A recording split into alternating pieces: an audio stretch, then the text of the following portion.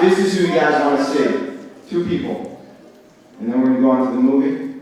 Kevin Finn and James Rolfe.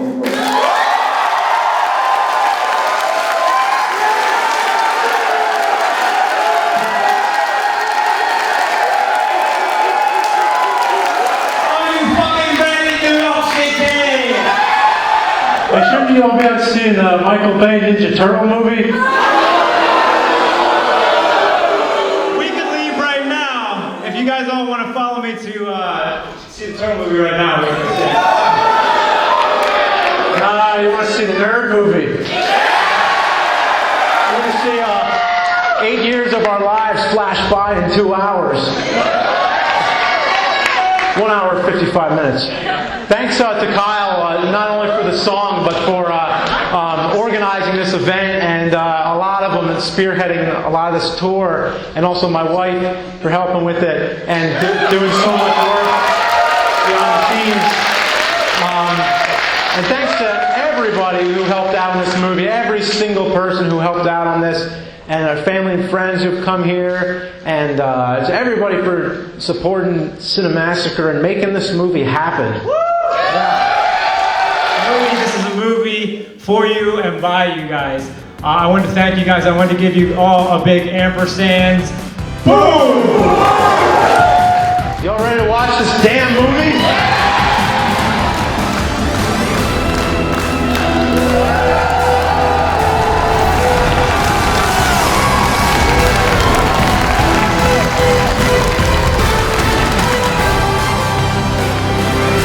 It's so awesome.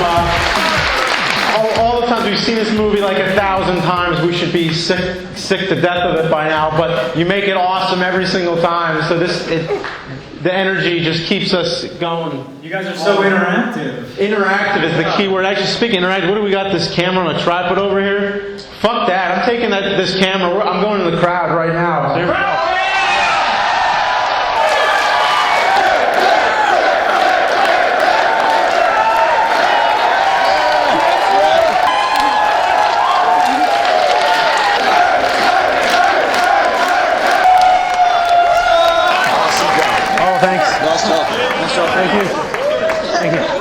What's some advice to aspiring filmmakers? There's all kinds of discouraging advice that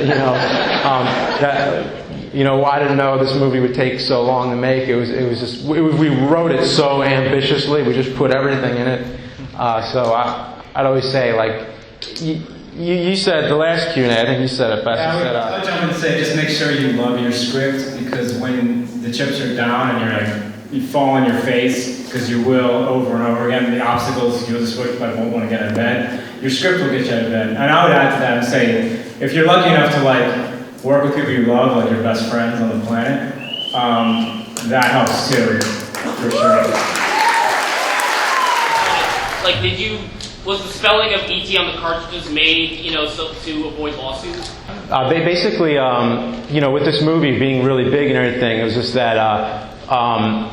From what our lawyers said on the movie, because everything on the movie is proper and legal, everything's cleared. So basically what our advice was that because this is a feature film, it differs from the episodes. Like the episodes, when you're reviewing a game, you're critiquing its fair use, and then once it gets into like a narrative film, it's different, or it's like it's undecided. Nobody knows, because nobody's ever made a movie where someone has critiqued a game in a movie like that. Like, it's a game review in a feature film, and like nobody has had any answers. So basically, we had to clear everything that we did, and also all the ones we didn't, like Top Gun or anything, we had fun changing them. But with Atari, we cleared everything Atari, which was hard in itself to get in touch with Atari, because they've changed ownership so many times over the years. In fact, after we already went through a lot of this, they changed ownership again while we were in the middle of filming. So we had to go through it all over again. And then basically they were able to clear everything Atari in the movie, like joysticks, the consoles, everything Atari is cleared, except they couldn't clear ET because, strangely, they don't own the rights to their own game. Because back in the day, when they would license a movie for a game, the movie studio would own the game technically. So basically we had to go to the studio, and then we went to the studio, and then we just got a one-word response that was, we don't think Mr. Spielberg would be interested. And then we basically hit a dead end there, and then, so we ended up changing. And while it bothered me at first, and I was like, how am I going to do this? We got to have E.T. in there. And it's not like we're doing the movie E.T., it's just the game. But now I see how it's like kind of a spoof of the whole thing. Because, the games have been dug up and everything, and it's kind of like this is an alternate reality. Like the movie's such a spoof. Like the game's not really anything. So now I see it all as like this alternate fantasy world. So yeah. What's the idea for the alien the green guy? It came from the game itself. It came from Area 51. There's actually an alien that lives in there. The design, the pixely sprite, like it looks like when he's stretching his neck that's his mouth. So we just ran with it, and then he floats, Yeah, so we just wanted to make it look like if you were to interpret the game different, this is the real alien that the game was really based on. And there were 3 versions of that. There was one that stretched, there was one that was animatronic, which was the most difficult one, and then there was the stunt one that was just made of foam, the one that we throw it around and stuff. What was the craziest day of shooting? The craziest day of shooting. It was definitely the night for me. It's different for everyone. Yeah. For me, it was the night with the spaceship. We just really... Tom Winters, who was Xander, he walked up to me and was like, Kevin, I'm just going to stick around. I know I'm wrapped, but I want to see how you're going to shoot Close Encounters of the Third Kind in one night. And there was no spaceship that night, was there? Yeah, big time. So that was that was definitely 4 a.m. and we were all like super exhausted. And it was like, for some reason, we saved the hardest thing for last. But the day that you thought would have been the simplest was one of the last days of shooting. Yeah. It was actually the last day with a large crew, which was day 27. Yeah, day 27, the control room. And that's the scene where Dark Onward's interrogating me, and I'm tied up in the chair the whole scene, and everybody was so exhausted. You'd think it would be simple because it was just dialogue, but then we had these effect shots of when he gets his arm cut off in the door, and we were trying to shoot the missile that day. We had an actual Tony Stark missile on set from Iron Man. They got it from the prop house, and we didn't even get to shoot it. And we were just so behind schedule that day. And I remember just tied up in that chair, like falling asleep, like, no, this is not good, this is not good. You saw actual sweat on like James and the general's face. It was just hot as shit. It wasn't makeup. We didn't spritz anyone down. My eyes are all like bloodshot and everything. You could see in the close-ups. But I think it was my best performance because it was real. Yeah. And What was the most difficult shot? Or most difficult miniature shot. Easiest and most difficult. I think most difficult. I did a vlog about it. Probably the missile shot when the missile was going through the ceiling. Thanks. No problem. Because that was the one that got the fire department to my house. Because it was like, okay, I had this platform with like a hole, and the missile goes up through it, and then there's like the one with the ceiling. So you got this like table up on crates and everything, and everything's going so high, so the camera's got to get high, the lights got to go even higher. The lights are on the ceiling, and the heat from one of the lights set off the fire alarm, and it wasn't one of those smoke detectors with the 9-volt battery that makes a loud noise. This was the kind that calls the fire department. And it's at 3 a.m., of course. I've been shooting this thing all day, and it's like 3 a.m. I'm so glad that the baby's sleeping. I'm like, okay, good. I got time right now. She's asleep.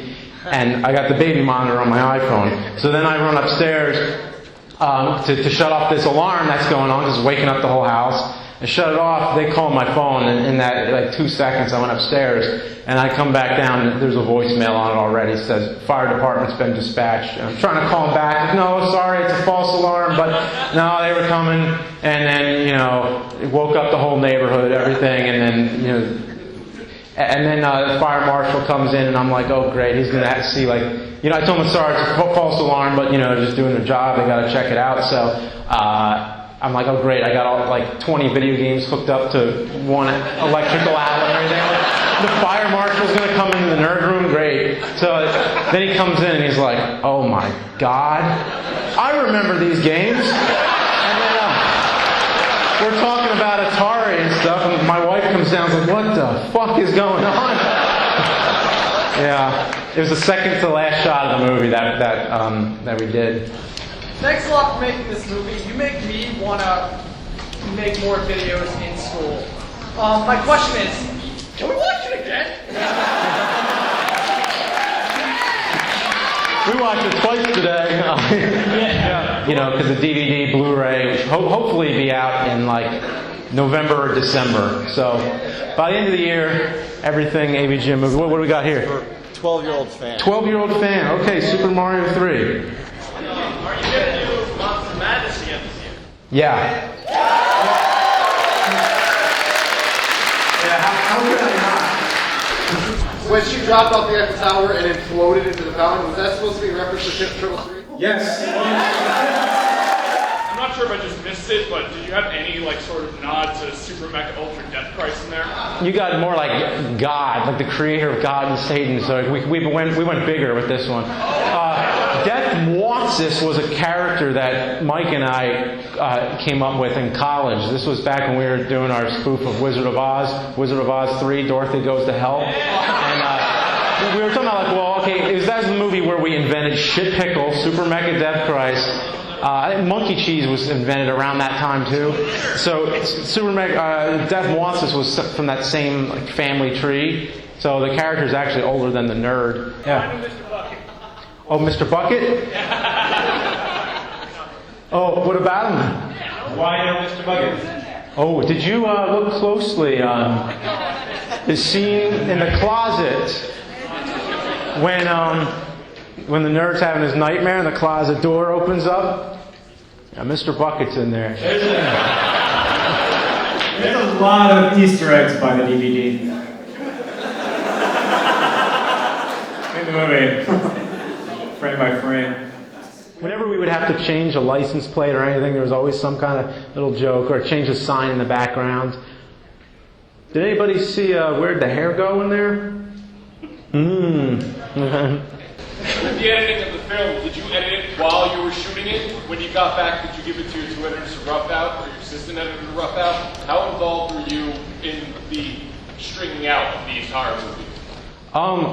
I mean, a lot, but it became my whole life at a certain point. But it started off, we had some really great editors to give us a rough cut. We had Paul Fontaine on the West Coast, and we had Michael Lecision on the East Coast. And both of these guys gave us this rough cut. Great editors. Paul does a lot of cool shows in Los Angeles, Sons of Anarchy.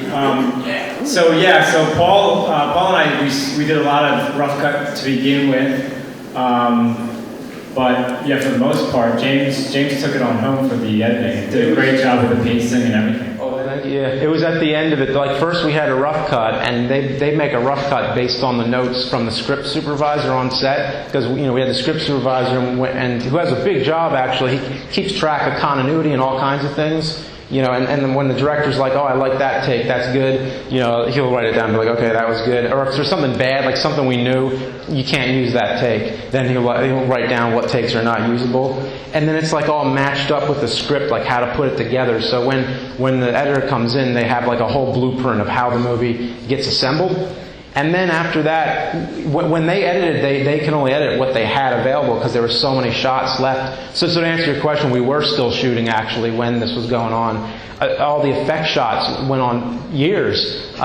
So we would have like a blank spot in there that says missile rises. And it's like we would have to get that shot. And then whenever I would get that shot, I would immediately edit it in to make sure it works so that I know that I'm done shooting it. And then when I know, then I'm like, okay, good. So yeah, editing and shooting really were tied closely together during the making of this. Was anything that you found particularly funny, did any of that get cut out?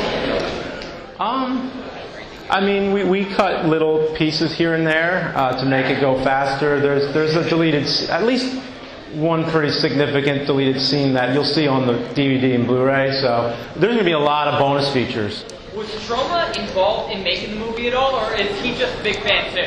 Oh no, he was just just a cameo in the film, but he saw the trailer and he liked it, so we cast him in the movie. We filmed it the same day we did the interview with him, if you saw that on the site.